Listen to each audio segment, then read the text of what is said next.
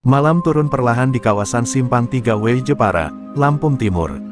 Lampu jalan yang redup hanya menerangi sebagian kecil aspal yang mulai retak. Di sisi jalan, warung kopi tua menggigil dalam sunyi, dan dari kejauhan, suara knalpot truk terdengar seperti lolongan kesepian.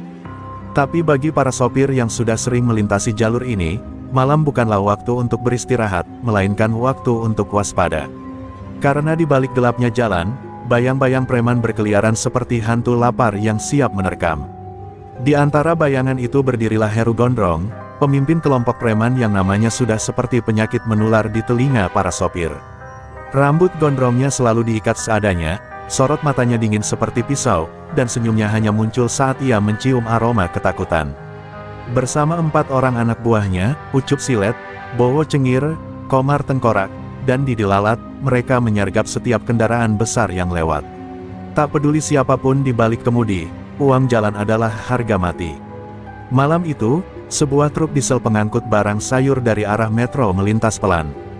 Heru memberi isyarat dengan tangan, dan Komar langsung menaruh balok kayu melintang di jalan. Truk berhenti mendadak, sopir keluar, seorang pria muda, masih terlihat lelah dan bau keringat. Belum sempat bicara, bogem mentah dari Ucup mendarat di wajahnya. "Jalanan sini bayar, Tong!" teriak Heru, memelintir leher si sopir sambil menodongkan pisau kecil. Teriakan sopir itu menggema kemana-mana, tapi tak ada yang menolong. Warung di sekitar sudah tahu, jika mereka mencampuri urusan Heru Gondrong, maka esoknya mereka bisa ditemukan dengan kepala dibungkus karung. Truk digeledah, dompet disikat, dan muatan dicuri sebagian. Komar bahkan dengan sengaja merobek salah satu karung berisi cabe, membuat isinya berserakan ke aspal. Heru hanya tertawa sambil menyulut rokoknya. "Lihat tuh, cabe kayak darah. Merah semua, sama kayak jalanan ini, kalau lu macem-macem." Setelah sopir itu terkapar di pinggir jalan, Heru dan anak buahnya kembali ke motor. Mereka bangga, bagi mereka, itu bukan kekejaman, itu adalah cara bertahan hidup. Di mata mereka, tak ada hukum di jalanan ini, hukum adalah pisau di tangan siapa yang paling kuat. Dan malam ini, mereka merasa seperti raja-raja kecil di wilayah kekuasaan gelap. Namun ada sesuatu yang aneh di udara malam itu. Seekor burung hantu tiba-tiba terbang rendah dan menabrak tiang listrik, mati seketika. Angin berhembus pelan, membawa aroma bawang dan tanah basah. Di kejauhan, dari arah jalan menurun, sorot lampu truk lain mulai tampak. Perlahan-lahan, seperti bayangan tak dikenal, truk itu mendekat, tanpa suara klakson, tanpa bunyi musik khas truk. Hanya diam dan tenang. Heru melirik dengan santai. "Truk satu lagi, rezeki nggak boleh ditolak," gumamnya. Tapi ada sesuatu yang membuatnya merinding, entah apa. Sorot lampu truk itu seperti mata, dingin, menghakimi. Heru menatap anak buahnya dan bersiul, memberi isyarat siap menyergap lagi. Mereka tak tahu, bahwa kali ini, bukan mereka yang akan memalak, tapi mereka yang akan dipalak oleh nasib dan karma. Dan pada malam itu, jalan Simpang 3W Jepara bersiap mencatat sejarah, bukan lagi tentang preman yang merajalela, tapi tentang seorang Srikandi di balik kemudi, yang datang membawa bawang dan keadilan. Asap knalpot dari truk yang baru datang mengepul perlahan, membelah udara malam yang dingin dan lengang. Lampu sorot depannya menusuk kabut tipis yang turun dari perbukitan W Jepara. Truk itu berhenti tepat 5 meter dari barisan motor milik Heru Gondrong dan anak buahnya. Tak ada suara klakson, tak ada teriakan dari dalam kabin. Sunyi, hanya denting mesin yang masih berputar pelan, seolah-olah sedang menunggu giliran memasuki arena maut. Heru mengangkat tangan, memberi isyarat kepada Ucup dan Komar agar maju lebih dulu. "Cek dalam, ambil duitnya, jangan hancurin bawangnya, bau," katanya sambil mengibaskan tangan ke arah hidung. Komar tertawa sinis. "Kalau yang nyetir cewek, sekalian kita mainin, Heru," katanya disambut tawa liar yang menggema di tengah malam. Jalanan jadi saksi kegilaan kecil ini, belum tahu bahwa tawa itu sebentar lagi akan berubah jadi jerit kesakitan.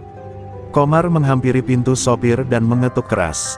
Tak ada jawaban. Ia buka paksa, terkunci, sekali lagi diketuk. "Woi, buka, atau gue dobrak pintu lu," teriaknya. Lalu, perlahan, kaca jendela diturunkan.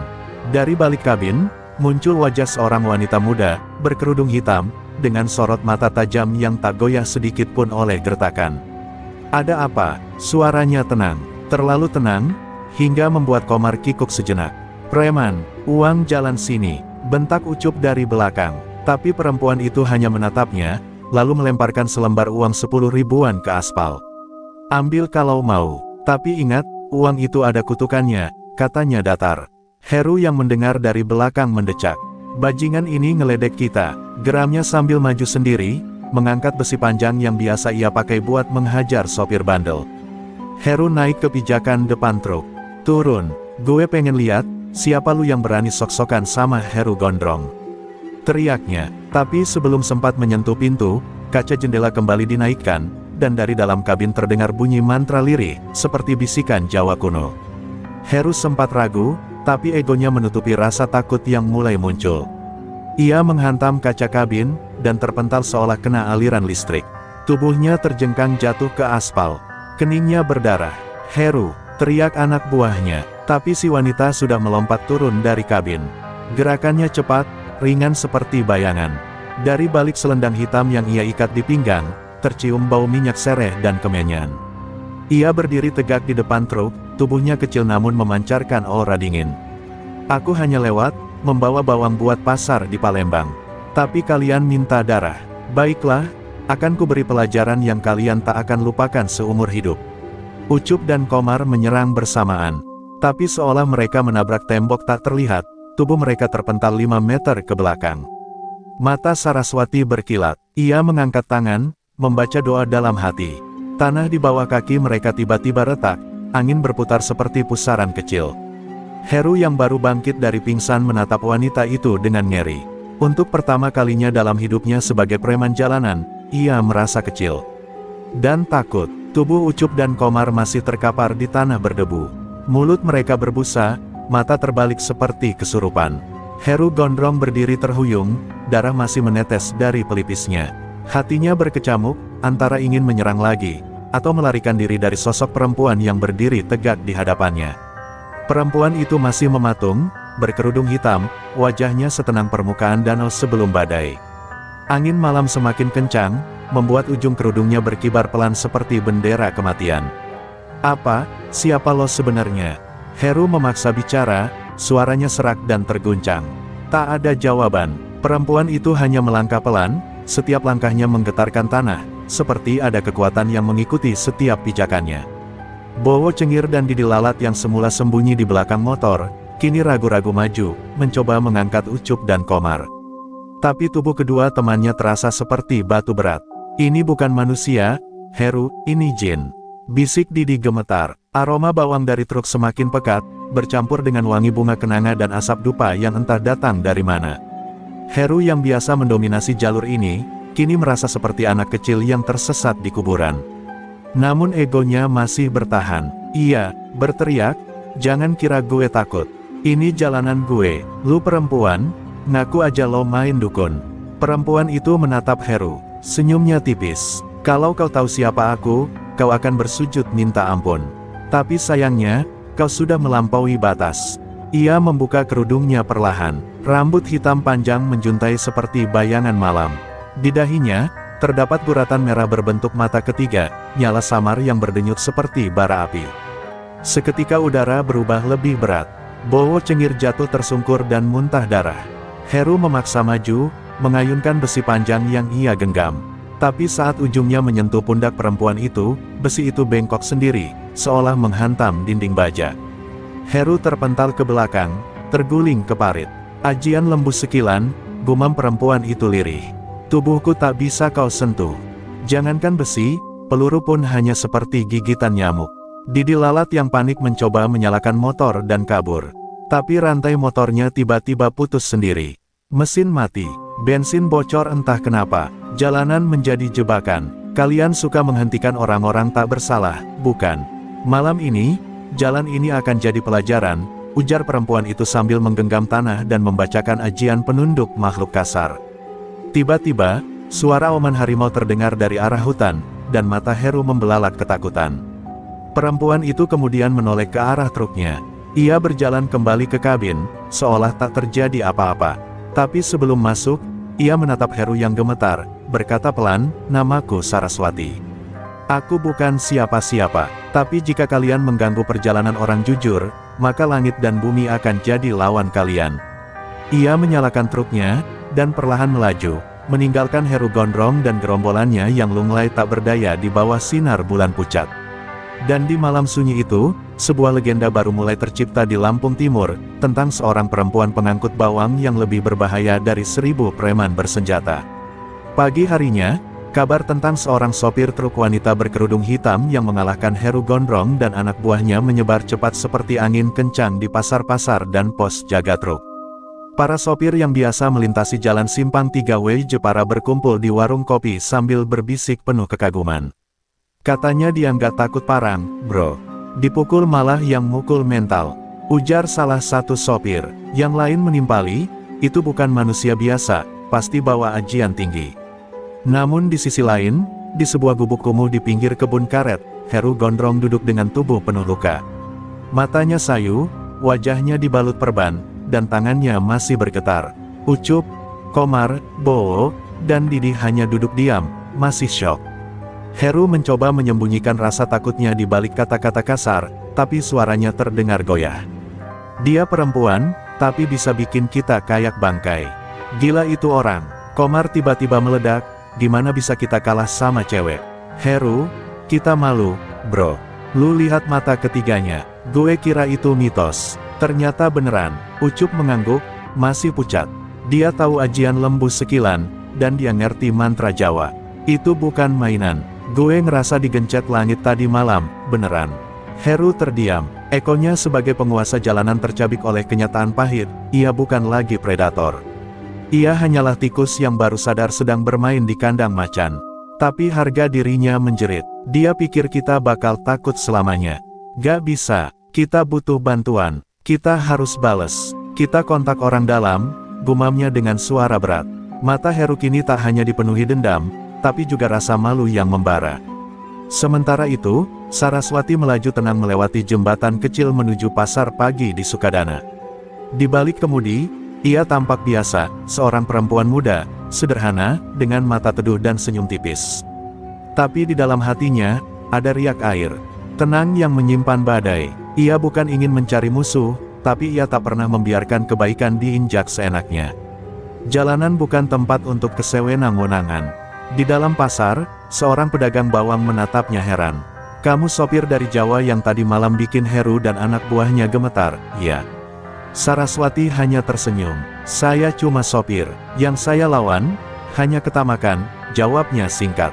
Tapi dari sorot mata para pedagang dan sopir lain, terlihat jelas Saraswati mulai dihormati. Bahkan ditakuti. Namun, ancaman belum berakhir.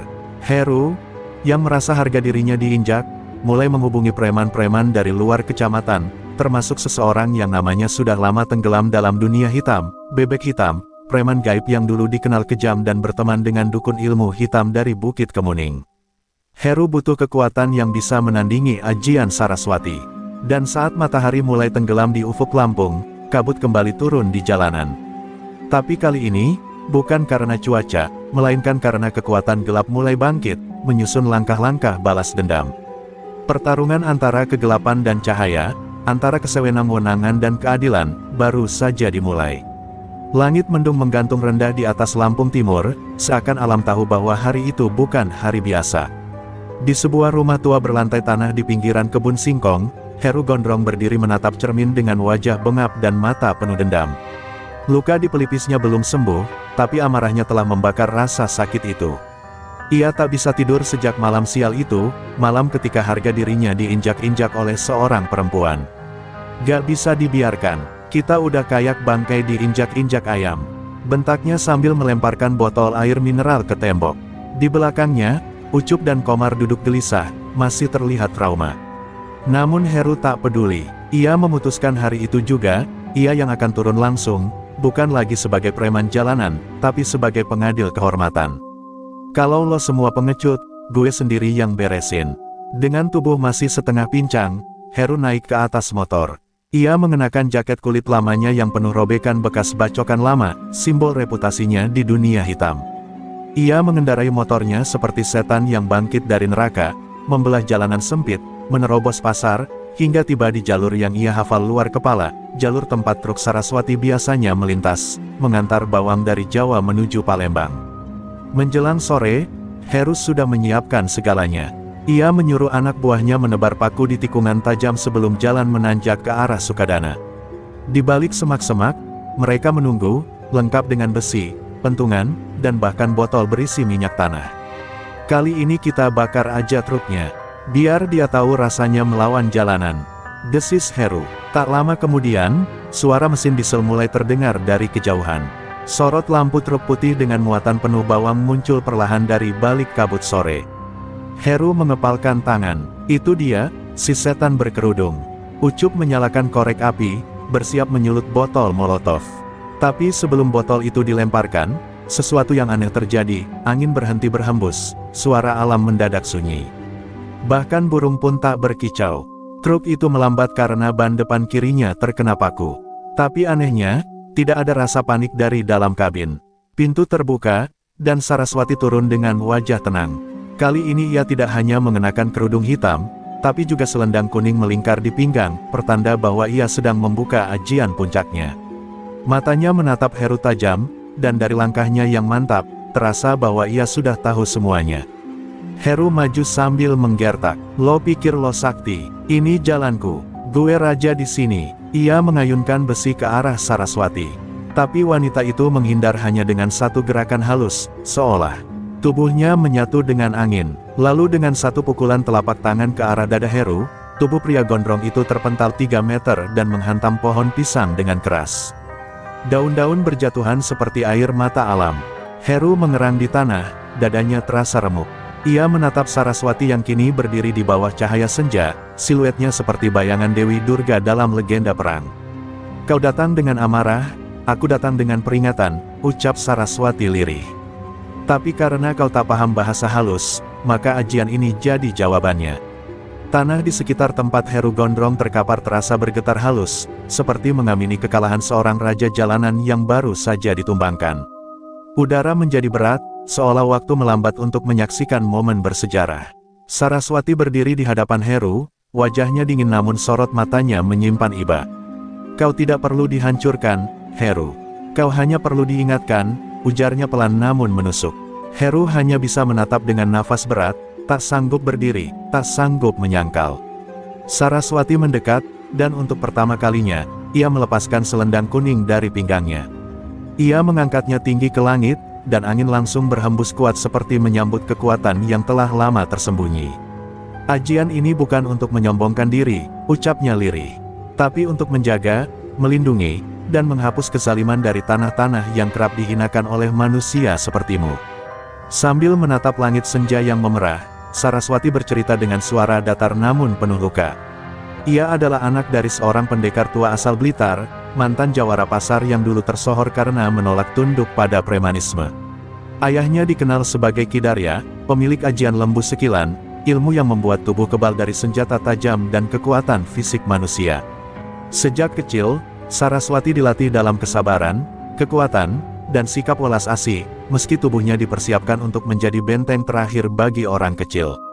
Waktu ayahku dibunuh oleh preman lintas Sumatera karena menolak bayar uang keamanan, aku bersumpah, truk ini, jalanan ini, tak akan pernah jadi tempat mereka berpesta darah lagi. Suaranya bergetar, ada dendam lama yang belum luruh, tapi juga ada tekad kuat yang telah mengakar. Saraswati melanjutkan, dan malam itu, saat kalian mencoba merampas bukan hanya hartaku tapi juga kehormatanku, kalian membangunkan warisan yang seharusnya kalian hindari. Ucup, Komar, dan Didi yang menyaksikan dari kejauhan tak berani mendekat. Mereka sudah melihat lebih dari cukup. Mereka tak lagi melihat Saraswati sebagai perempuan biasa, melainkan sebagai penjaga takdir yang diturunkan oleh langit dan tanah. Bowo Cengir bahkan berlutut sambil menutup wajahnya, berharap tak dilirik oleh Sang Sri Kandi jalanan itu. Saraswati menatap Heru sekali lagi, kini dengan ketegasan yang tak bisa ditawar. Ajian lembu sekilan bukan berarti aku kebal dari luka, tapi aku kebal terhadap niat jahat. Dan selama kau hidup dengan kebencian dan kerakusan, maka kau akan kalah sebelum sempat menyentuhku. Ia lalu membalikkan badan, meninggalkan Heru yang masih tergolek dalam lumpur dan aib. Truk tua itu kembali menyala, seperti biasa, tenang dan kokoh. Saraswati naik ke kabin, menyalakan mesin, dan perlahan meninggalkan tempat itu. Tak ada sorakan, tak ada lagu kemenangan. Hanya suara mesin dan roda yang berputar menembus jalanan berpasir. Tapi setiap orang yang menyaksikan peristiwa itu tahu, ada kekuatan yang lebih dari sekadar otot dan senjata, yaitu kehormatan, ajian, dan keberanian perempuan di balik kemudi. Dan sejak hari itu, ajian Lembu Sekilan kembali dikenal, bukan dari buku tua atau cerita warung kopi, tapi dari langkah nyata seorang wanita yang membawa bawang dan keadilan. Senja berganti malam, dan kabut tipis turun. Perlahan di kawasan Talang Padang, Lampung Timur. Di persimpangan jalan tua yang sepi, suara motor trail meraung keras. Di atasnya, duduk seorang pria besar berbadan tambun, bertato di leher, dengan sorot mata liar, bebek hitam, mantan preman pasar Gisting yang dikenal bengis dan punya koneksi dengan dukun ilmu hitam dari pinggiran Liwa. Ia datang bukan untuk mencari uang, tapi untuk memuaskan dendam dan darah. Di belakangnya, belasan preman dari luar daerah ikut turun. Mereka bukan preman ecek-ecek, ada yang mantan narapidana, ada yang dikenal sebagai pembakar gudang, dan bahkan ada yang membawa jimat hitam di leher. Heru Gondrong berdiri di tengah mereka, wajahnya masih lebam, namun kini tersenyum puas. Gue nggak peduli dia pakai ajian apa. Malam ini, dia akan tahu rasanya diludahi oleh kegelapan, katanya sambil mengisap rokok dalam-dalam. Di waktu yang sama, Saraswati tengah menepi di sebuah warung kopi tua, menenangkan diri sebelum melanjutkan perjalanan ke Pasar Liwa dini hari nanti. Ia duduk sambil menikmati teh panas, sementara beberapa sopir truk di warung itu memandangnya penuh hormat. "Mbak, benar kata orang, Mbak kayak bidadari penjaga jalan," ujar seorang sopir parubaya. Saraswati tersenyum. "Bukan bidadari, Mas, cuma perempuan biasa yang gak bisa diam kalau lihat orang kecil diinjak-injak." Tiba-tiba, seorang bocah datang berlari sambil menangis. "Mbak Yu, ada banyak orang jahat di depan jalan tanjakan. Mereka bawa senjata," serunya ketakutan. Semua sopir langsung berdiri panik. Tapi Saraswati tetap duduk, lalu perlahan meletakkan gelas tehnya ke meja. "Sudah datang mereka," ya, gumamnya lirih. Ia lalu mengikat selendang kuningnya dan menghela nafas panjang. Malam ini, darah harus dibayar dengan keberanian. Saraswati berjalan menuju truknya. Para sopir melarangnya, takut dia celaka. Tapi ia hanya menatap mereka dengan tenang. "Kalau aku mundur hari ini, maka kalian tak akan pernah bisa tidur tenang di jalan ini. Aku bukan pahlawan, tapi aku adalah bagian dari jalanan ini, dan jalan ini tak boleh dikuasai oleh ketakutan." Ia menaiki truknya, menyalakan mesin, dan melaju ke arah jalur Talang Padang yang kini mulai dikepung kegelapan. Di tikungan tajam, mereka sudah menunggu. Bebek hitam berdiri di tengah jalan sambil tertawa keras. "Kau datang juga, perempuan sakti," teriaknya. Saraswati turun dari truk dan berdiri di depan mereka, tanpa gentar sedikit pun. Angin berhembus kencang, membawa aroma dupa dan tanah basah. Dari balik langit yang gelap, terdengar petir menyambar, seolah alam pun bersiap jadi saksi pertarungan malam itu. Bebek hitam melempar tanah yang sudah dicampur minyak mayat ke arah Saraswati, sambil membaca mantra pemecah ajian. Tapi tanah itu malah membalik arah, menghantam wajahnya sendiri hingga ia terhuyung dan berteriak kesakitan. "Kau bermain dengan yang salah," ujar Saraswati dingin. Ia lalu menghentakkan kakinya ke tanah, dan dari telapak tangannya keluar cahaya merah samar, memancarkan ajian Bayu Bajra, ajian penggetar bumi dan penghancur kegelapan. Satu persatu preman mulai panik. Tubuh mereka berat, mata mereka buram, dan pikiran mereka kacau. Dalam hitungan detik, 3 orang ambruk, mulut berbusa. Bebek hitam mencoba melawan, tapi tubuhnya terasa terkunci. Saraswati berjalan mendekat perlahan, dan dengan satu sentuhan di dadanya, bebek hitam roboh ke tanah, menjerit seperti kesurupan. Malam Talang Padang berubah menjadi ladang pembebasan, bukan dengan peluru, tapi dengan keberanian seorang perempuan yang mengangkat kehormatan jalanan dari lumpur ketakutan. Tanah masih bergetar saat tubuh bebek hitam terkapar di bawah kaki Saraswati, menjerit dalam kesakitan yang tak tertahankan.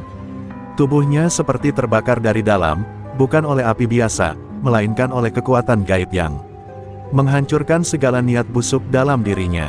Sementara itu, para preman lain yang melihat kejadian itu satu persatu mulai melarikan diri ke hutan, melemparkan besi, golok, dan jimat mereka, seolah ingin membuang semua beban dosa yang mereka bawa selama ini. Tapi tidak dengan Heru Gondrong. Meski kakinya gemetar dan dadanya sesak, ia tetap berdiri sambil mengepalkan tinju. Wajahnya penuh luka, namun matanya menyala oleh dendam. Ia berjalan terlatih ke arah Saraswati yang masih berdiri tenang di tengah kabut. "Gue gak akan tunduk, gue bakal balik, dan lo akan gue kubur hidup-hidup suatu hari nanti," teriaknya dengan suara serak dan pecah. Saraswati menatapnya tanpa amarah. Ia justru mendekat dan memandang Heru dalam-dalam. "Kau bukan monster, Heru," ucapnya lembut namun menusuk. "Kau hanya manusia yang terlalu lama hidup dalam gelap, sampai lupa caranya membedakan ketakutan dan kehormatan. Dendammu bukan pada aku, tapi pada hidupmu sendiri yang penuh kehampaan." Heru terdiam, bibirnya bergetar, tapi tak ada lagi kata-kata yang keluar.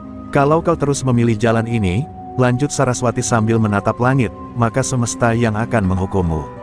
Aku bukan musuhmu, tapi aku juga tak akan diam kalau kau menyakiti mereka yang tak berdaya." Angin kembali berhembus lembut, daun-daun berjatuhan, dan seketika, Heru merasakan sesuatu yang asing di dadanya, bukan sakit, bukan takut, tapi malu. Heru perlahan berlutut, bukan karena kalah, tapi karena bingung. Selama ini ia hidup dengan keyakinan bahwa kekerasan adalah jalan untuk dihormati. Tapi malam ini, ia melihat kekuatan yang lebih tinggi, ketegasan yang lahir dari kasih, dan keberanian yang tumbuh dari luka. Ia tak tahu harus membalas atau meminta ampun. Ia hanya menunduk, dan menangis dalam diam. Saraswati tak berkata apa-apa lagi. Ia hanya membalikkan badan dan berjalan menuju truknya. Tapi sebelum masuk kabin, ia sempat berkata pelan, "Kalian semua masih punya waktu untuk berubah." Tapi waktu tidak menunggu. Lalu pintu truk tertutup, mesin menyala, dan truk itu perlahan meninggalkan lokasi kejadian. Tidak ada sorak-sorai, hanya keheningan dan getar perasaan yang belum pernah para preman itu rasakan sebelumnya. Di antara semak belukar, beberapa preman yang sempat lari kini berdiri terpaku, menatap Heru yang terdiam di tengah jalan. Ucup pelan-pelan menghampiri, "Heru, kita mau terus begini? Atau, kita udah kelewat batas?" Gumamnya lirih. Heru tak menjawab, tapi sorot matanya tak lagi sama. Tak ada lagi api membakar, hanya abu yang menunggu tiupan angin. Dan malam itu, Talang Padang mencatat peristiwa langka, bukan kekalahan para preman, tapi luka batin seorang raja jalanan yang akhirnya dihadapkan pada kebenaran, bahwa dendam hanya akan membakar dirinya sendiri, dan kehormatan tak pernah bisa lahir dari ketakutan. Truk tua yang dikendarai Saraswati melaju perlahan menembus kabut dini hari. Lampu-lampu jalanan mulai padam satu persatu, seolah memberi jalan bagi sang penjaga senyap untuk melanjutkan perjalanannya. Di dalam kabin, suasana sunyi. Hanya suara napasnya yang terdengar pelan, seiring tangan yang menggenggam erat setir berbalut kain hitam. Tapi jauh di balik ketenangan itu, pikirannya kembali melayang, menuju masa silam yang telah ia kubur dalam-dalam. Ia masih belia ketika melihat ayahnya, Ki Darya, dihajar sampai mati oleh sekelompok preman penguasa pasar di Banyuwangi. Ayahnya adalah lelaki tangguh, sopir truk bawang yang dikenal jujur dan tak mau tunduk pada pungli. Di malam kelabu itu, tubuh Ki Darya dibuang ke sungai, jasadnya ditemukan mengambang keesokan harinya dengan luka bacok dan mata terbuka. Disitulah pertama kali Saraswati bersumpah, "Aku akan melindungi jalan ini, meski dengan nyawa sendiri." Sejak saat itu, ia diangkat oleh Eyang Brahma, guru. Ayahnya, seorang pertapa tua penjaga ajian lembu sekilan. Di balik hutan lereng Gunung Raung, Saraswati digembleng bukan hanya dengan ilmu bela diri dan ajian tenaga dalam, tapi juga ajaran welas asih, pengendalian emosi, dan cara menjaga martabat. Setiap malam ia tidur di bawah langit terbuka, setiap pagi berlatih dengan beban batu di punggung. "Ajian tanpa hati akan jadi petaka," kata Eyang Brahma. "Kekuatanmu harus seimbang dengan welas asihmu." Saraswati tumbuh jadi wanita yang kuat, namun memilih jalur sunyi. Ia tak pernah memakai ilmunya untuk pamer, bahkan saat dihina sebagai perempuan kampung yang tak pantas jadi sopir truk. Ia memilih jalan itu bukan karena tak punya pilihan, tapi karena ia tahu, di balik truk-truk berat, ada beban yang lebih berat, kehidupan para petani, harapan para sopir, dan harga diri orang kecil. "Bawang bukan hanya sayur, tapi simbol," bisik Saraswati suatu hari. "Jika preman berani meludahi darah petani yang menanamnya, maka aku akan berdiri sebagai tembok." Itulah sebabnya ia terus melintasi jalur yang sama, dari pasar ke pasar, dari terminal ke terminal, mengawal muatan sederhana, namun menyimpan makna besar. Di sebuah tempat peristirahatan truk, Saraswati berhenti. Ia turun, duduk di atas bak truk yang berisi karung bawang, menatap bintang-bintang yang mulai redup. Di dalam dadanya, masih ada luka, masih ada kerinduan pada ayahnya. Tapi kini, ia tak sendiri. Semangat ayahnya hidup dalam setiap langkahnya, dalam setiap ajian yang ia ucapkan, dan dalam setiap truk yang berhasil melintasi jalur Lampung tanpa takut. Sementara itu, di tempat berbeda, Heru Gondrong terjaga dari tidurnya. Untuk pertama kali dalam hidupnya, ia bermimpi didatangi sosok Ki Darya, berjubah putih, berdiri menatapnya tanpa kata. Heru terbangun dengan peluh dingin. Ia belum tahu apa artinya, tapi hatinya mulai goyah. Di benaknya muncul pertanyaan yang selama ini tak pernah muncul, apa aku benar-benar pantas jadi raja jalanan, atau aku hanya pengecut yang membungkus rasa takut dengan kekerasan. Dan malam itu, di dua tempat yang berbeda, dua jiwa yang pernah saling melukai, Saraswati dan Heru, mulai mendekati takdir baru yang akan menentukan, siapa yang akan bertahan, siapa yang akan berubah, dan siapa yang akan hilang ditelan dendam. Mentari pagi menyelinap pelan di antara kabut perkebunan singkong. Di tempat peristirahatan truk, Saraswati baru saja selesai menunaikan salat subuh. Wajahnya tenang, tapi matanya belum bisa beristirahat. Ada rasa aneh yang menggelayut di dadanya, pertanda yang sering muncul sebelum badai datang. Ia menatap ke arah timur, dan hembusan angin pagi terasa lebih dingin dari biasanya. Sesuatu sedang bergerak, bukan dari Lampung Timur, tapi dari arah selatan. Sementara itu, di tempat berbeda, Heru Gondrong duduk sendiri di bawah pohon jati, mengenang mimpi aneh yang membangunkannya. Bayangan Ki Darya masih terpatri di benaknya. Ia teringat masa kecilnya, saat ia dan teman-temannya pernah dilempar air oleh seorang sopir tua karena mencoba mengganggu truk pengangkut sayur. Waktu itu, Heru hanya bisa melarikan diri, tapi diam-diam ia menyimpan dendam. Mungkin, aku cuma anak yang salah arah sejak lama, gumamnya lirih. Namun sebelum sempat ia mengurai niatnya untuk bertobat, suara motor besar menggetarkan tanah.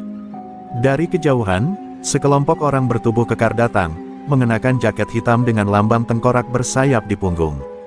Pemimpin mereka, seorang pria berambut putih dengan mata satu, dikenal dengan nama Pakis Tunggal, mantan algojo pasar Wesulan yang kini disebut-sebut sebagai preman bayaran paling kejam se-Lampung Selatan. Pakis mendekati Heru dengan angkuh. Gue denger lo diludahin sama cewek sopir. Cibirnya sambil tertawa kasar. Makanya, jangan jadi macan ompong. Biar gue yang beresin cewek itu. Heru menatapnya ragu. Jangan salah langkah, Pakis. Dia bukan orang biasa. Dia bawa ajian, tapi Pakis memotongnya tajam. Ajian gak berlaku buat orang yang gak takut mati. Gue datang bukan buat main sandiwara. Gue datang buat ngubur dia. Saraswati yang sudah mendengar kabar kedatangan Pakis dari mulut para sopir lain, memilih tetap tenang. Ia tidak ingin mencari musuh baru, tapi juga tak akan lari dari medan. Malam harinya, ia kembali mengikat selendang kuningnya, dan membaca wirid ajian di bawah pohon besar dekat sungai Wejepara. Angin malam berputar aneh, langit tak ada bintang, tanda bahwa yang akan datang bukan sekadar manusia, tapi dendam yang dikirim dengan baju kekerasan. Dan benar saja, malam itu, saat truk Saraswati hendak melintas perbatasan Pringsewu, Pakis dan kelompoknya sudah menghadang. Mereka membawa obor, senjata tajam, dan suara-suara tawa haus darah. Turun, perempuan bajingan, bentak Pakis dari atas bak pikap, sorot matanya tajam seperti serigala lapar. Saraswati turun perlahan, tanpa rasa gentar. Kau tak kenal aku, tapi aku kenal jenis sepertimu. Kalian bukan pembela jalanan, kalian cuma budak uang, ucapnya dingin. Pakis langsung menyerang tanpa aba-aba. Parang di tangannya berkelebat ke arah leher Saraswati. Tapi seperti yang sudah-sudah, serangannya menabrak angin, dan tubuh Pakis justru terpental 3 meter ke belakang, menghantam tanah. Para anak buahnya terperangah, sebagian mulai ragu. Tapi Pakis bangkit lagi, matanya menyala. Kalau begitu, kita main sampai salah satu mati, teriaknya. Dan malam itu, pertempuran kembali dimulai, lebih gelap, lebih brutal, dan lebih menentukan. Dan di antara debu dan suara benturan, Saraswati berdiri tegak, bukan hanya sebagai sopir truk, tapi sebagai simbol dari perlawanan rakyat kecil. Ia tak pernah meminta dihormati, tapi semua yang melihatnya tak akan bisa melupakan keberaniannya. Tubuh Pakis Tunggal masih limbung setelah terpental oleh daya ajian Saraswati. Namun bukannya gentar, ia justru menyeringai. "Kau pikir itu semua yang aku bawa malam ini?" katanya dengan suara serak. Ia mengambil sebotol kecil cairan hitam pekat dari saku jaketnya.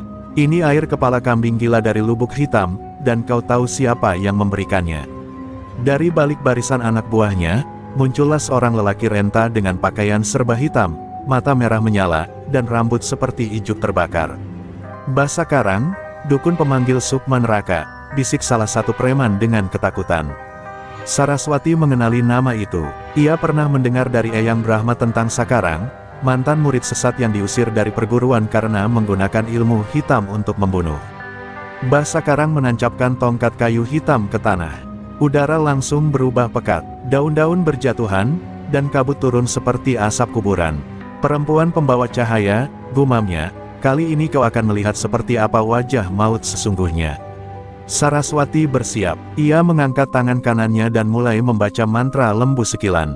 Tubuhnya perlahan diselimuti cahaya merah samar, tapi sebelum ajian itu sempurna, Basa Karang menghentak tanah dengan tongkatnya, dan seketika muncul bayangan hitam besar dari balik hutan, sosok jin penjagal yang hanya bisa dilawan oleh kekuatan terang yang sempurna. "Dia memanggil jin iblis," teriak salah satu sopir dari kejauhan yang diam-diam menyaksikan. Di saat yang sama, di sebuah warung tua, Heru Gondrong sedang memandangi gelas kopinya. Kepalanya penuh pergolakan. Ia mendengar kabar bahwa Pakis membawa Sakarang untuk melawan Saraswati. "Kalau itu benar, perempuan itu bisa mati," gumamnya lirih.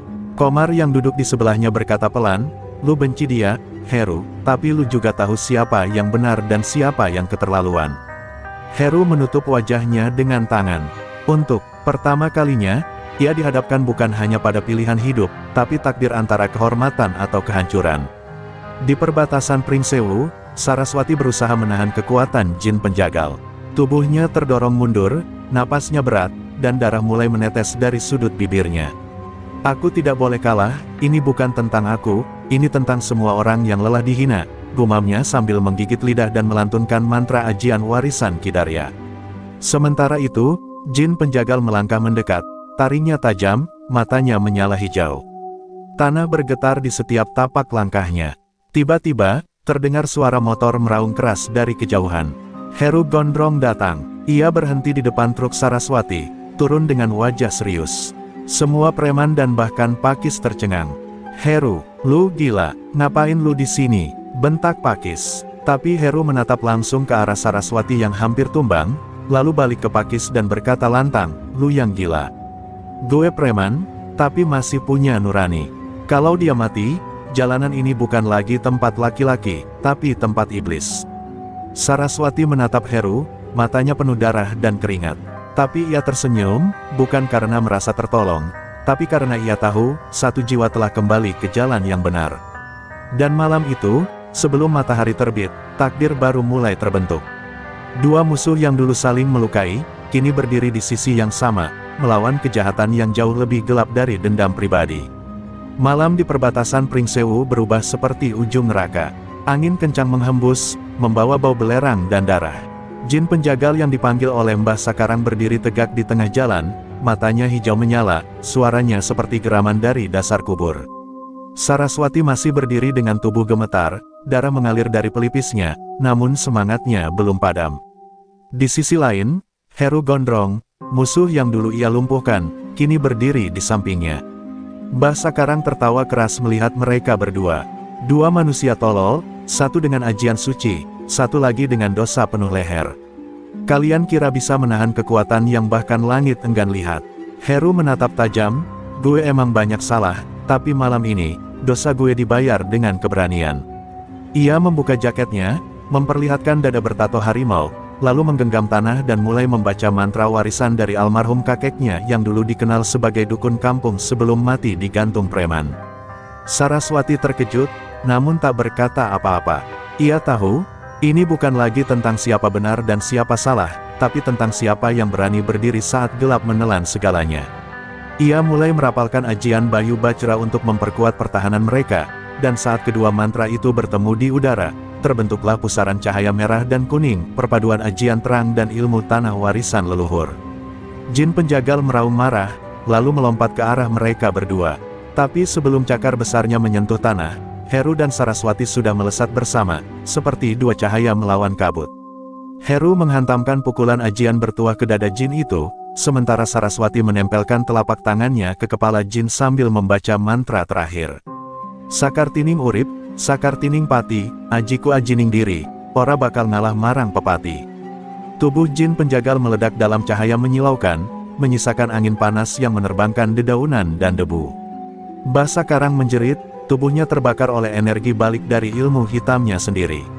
Ia berusaha melarikan diri ke hutan, tapi kekuatan gaib menelannya hidup-hidup, menghisapnya ke tanah seperti diseret oleh roh dendam masa lalu. Para preman yang tersisa lari tunggang langgang, melempar semua jimat dan senjata, meninggalkan jalanan dalam ketakutan. Setelah semuanya reda, Saraswati terduduk lemas, bahunya turun naik menahan napas berat. Heru duduk di sebelahnya, sama-sama basah oleh keringat dan darah. Keduanya menatap langit yang perlahan cerah, bintang-bintang mulai muncul satu persatu. Mereka telah melalui neraka, tapi keluar sebagai manusia baru. Heru menatap Saraswati dan berkata, gue gak akan bisa bayar semua salah gue, tapi kalau lo izinkan, gue mau mulai lagi. Mungkin, jaga jalan ini bareng lo. Saraswati hanya menatapnya sebentar, lalu tersenyum pelan. Kalau jalanan ini bisa memaafkanmu, maka aku juga bisa. Dalam diam, dua jiwa yang dulu terpisah oleh kekerasan kini disatukan oleh kehormatan. Tak ada pelukan, tak ada air mata, hanya saling diam dalam luka dan keberanian yang mereka bagi malam itu.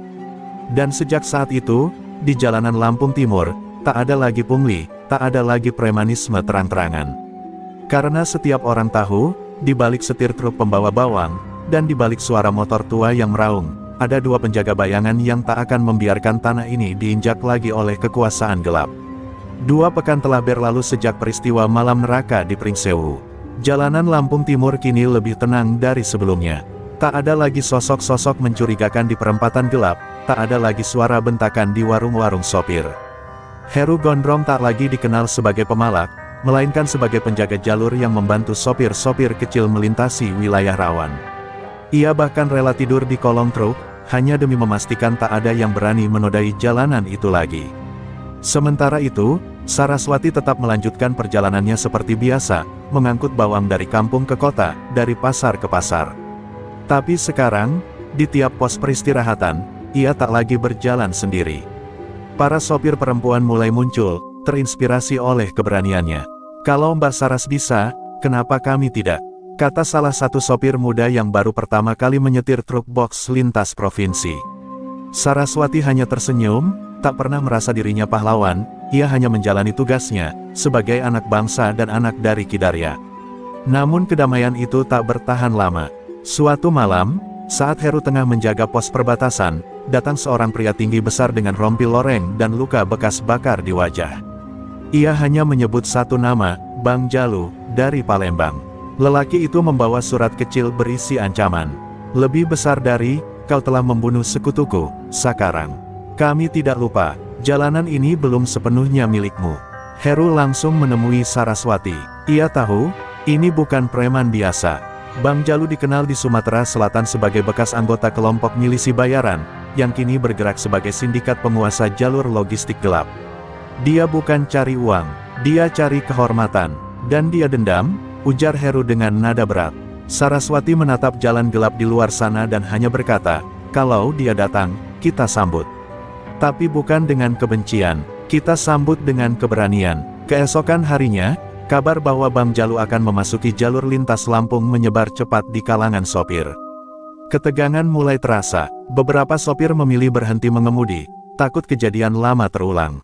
Tapi di tengah ketakutan itu, muncul pemandangan tak biasa, konvoi truk-truk bawang, sayur, dan sembako berjalan beriringan, dipimpin oleh satu truk tua milik Saraswati, dengan Heru di atas kabin depan, berdiri mengangkat bendera putih bertuliskan, kami tidak takut. Di tengah jalan, Bang Jalu dan puluhan orangnya telah siap. Mereka membawa senjata, tongkat, dan rompi baja. Tapi mereka tak menyangka, bahwa yang datang bukan hanya 2 orang, melainkan satu pergerakan. Rakyat kecil, sopir-sopir muda, para petani, bahkan mantan preman yang dulu pernah jadi lawan. Semua hadir malam itu, bukan untuk bertarung, tapi untuk berdiri. Dan di sanalah mereka, Saraswati dan Heru, berdiri di ujung jalan, bukan sebagai dua orang yang pernah terluka oleh dendam, tapi sebagai lambang dari perubahan, dari harga diri rakyat kecil, dan dari jalan yang tak lagi mau diinjak oleh ketakutan. Malam itu belum dimulai pertarungannya, tapi sejarah sudah mencatat, musuh yang paling menakutkan bukan yang membawa senjata, tapi yang membawa keyakinan. Langit di atas jalur lintas Lampung Timur malam itu seperti menyimpan amarah. Petir menyambar tanpa hujan. Di depan barisan truk rakyat kecil, Bang Jalu berdiri dengan sorot mata tajam, memandangi konvoi yang tak biasa, bukan pasukan bersenjata, melainkan kumpulan sopir tua, ibu-ibu pemilik warung, anak-anak petani, dan di baris terdepan, Saraswati dan Heru Gondrong, berdiri tegak tanpa senjata, hanya berbekal keyakinan. Jadi kalian pikir bisa halangi jalurku pakai semangat murahan? Bentak Bang Jalu. Ia mencabut pedang baja dari balik jaketnya, kilatnya memantul cahaya truk. Satu kata dari gue, semua ini rata. Tapi tak satu pun dari konvoi itu mundur. Heru naik ke atas truk dan berteriak, kami bukan ingin perang. Tapi kalau kau sentuh satu saja dari kami, maka kami semua akan berdiri. Suaranya menggema, mengguncang nyali yang tak biasa diguncang. Saraswati melangkah maju, membawa segenggam tanah dari ladang tempat ia dan ayahnya dulu menanam bawang. Tanah ini bukan hanya pijakan, katanya lantang, tapi warisan. Kau boleh punya senjata, Jalu, tapi kami punya sejarah. Dan sejarah tak pernah tunduk pada ketamakan. Kata-katanya mengguncang tak hanya lawan, tapi juga para pengikut Bang Jalu yang mulai goyah hatinya. Tiba-tiba, dari sisi kanan jalur, terdengar ledakan keras, salah satu preman Jalu menyalakan bom molotov ke arah ban truk terdepan. Api menyambar cepat, teriakan panik pecah. Tapi sebelum semua memburuk, Heru melompat turun dan memadamkan api dengan tubuhnya sendiri, membungkus kobaran itu dengan jaket kulitnya. Tangannya terbakar, tapi matanya menyala. Kalian mau lihat siapa duluan yang mati? Gue dulu, tapi gue gak akan biarin kalian ganggu rakyat kecil lagi.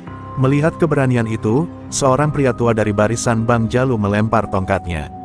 Cukup, gue dulu ikut Jalu buat duit, bukan buat bunuh orang gak bersenjata.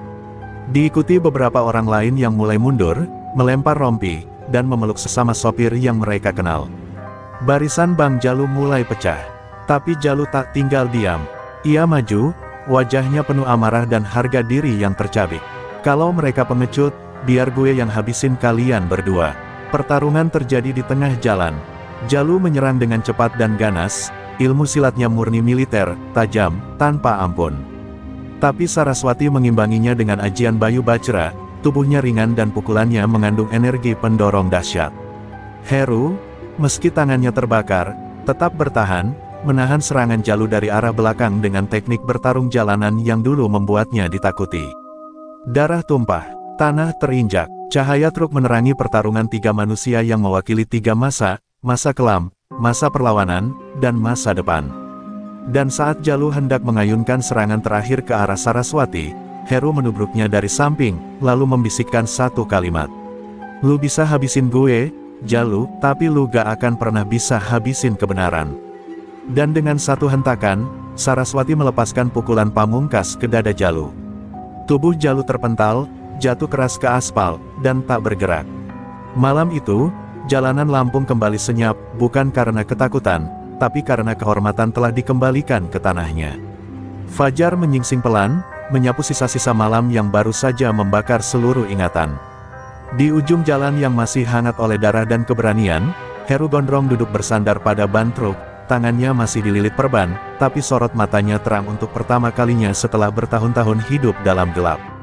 Di sampingnya, Saraswati berdiri diam, memandangi jasad Bang Jalu yang sudah dibawa pergi oleh pihak berwajib. Tak ada kemenangan yang dirayakan. Yang ada hanyalah keheningan, dan penghormatan pada luka-luka yang tak kasat mata. Warga mulai berdatangan. Sopir-sopir dari berbagai pelosok Lampung datang membawa termos kopi, nasi bungkus, dan pelukan-pelukan hangat. Jalan ini sudah dibersihkan, bukan oleh polisi, tapi oleh keberanian dua manusia biasa, kata Pak Udin, sopir senior dari Pasar Unit 2. Seorang anak kecil bahkan menggambar truk Saraswati di buku tulisnya, menuliskan, pahlawan tanpa pelat nomor khusus. Beberapa minggu kemudian, jalur lintas Lampung Timur berubah total. Pos jaga dibangun di beberapa titik rawan, dijaga bukan oleh aparat bersenjata, tapi oleh para sopir sendiri. Heru yang dulu dikenal sebagai preman ditunjuk sebagai koordinator keamanan jalan. Ia tertawa kecil saat mendengar gelar barunya, Ketua Jalanan Damai. Dulu ia menakut-nakuti orang dengan kekerasan, kini ia membuat orang merasa aman hanya dengan kehadiran. Saraswati tetap melanjutkan hidupnya sebagai sopir truk bawang. Ia menolak semua tawaran media, penghargaan, bahkan undangan televisi nasional. Baginya, perjalanan belum usai. Karena selama masih ada rakyat kecil yang ditindas, selama masih ada satu truk yang diadang di jalan, ia tak akan berhenti mengemudi. Ia tahu, truknya mungkin tua, tenaganya mungkin mulai menurun, tapi semangatnya tak akan pernah padam. Pada suatu malam yang tenang, Heru dan Saraswati duduk bersama di pinggir jalan, menatap lalu lintas yang kini damai. Heru menatap langit dan berkata, gue dulu hidup buat dihormati, tapi sekarang gue lebih milih hidup buat berguna. Saraswati menoleh pelan, dan kadang, berguna itu cukup. Kita gak perlu jadi siapa-siapa, Heru. Kita cuma perlu hadir saat yang lain memilih pergi. Dari kejauhan, truk-truk melintas, membunyikan klakson 3 kali, sebuah kode hormat bagi pejuang jalanan. Lampung Timur kini bukan lagi tempat rawan, tapi tanah yang dijaga oleh tangan-tangan tulus, dan semangat yang tak bisa dibeli. Tak ada patung pahlawan, tak ada prasasti besar, tapi kisah Saraswati dan Heru telah ditulis dalam hati orang-orang kecil, yang tak pernah berhenti berjuang demi sesuap nasi dan rasa aman. Dan ketika malam kembali turun, dan jalanan kembali sepi, terdengar suara mesin truk tua menyala perlahan. Saraswati kembali melaju, sendirian kali ini, meninggalkan jejak ban di atas aspal yang dulu pernah berdarah. Tapi jejak itu bukan luka, melainkan jalan pulang untuk harapan.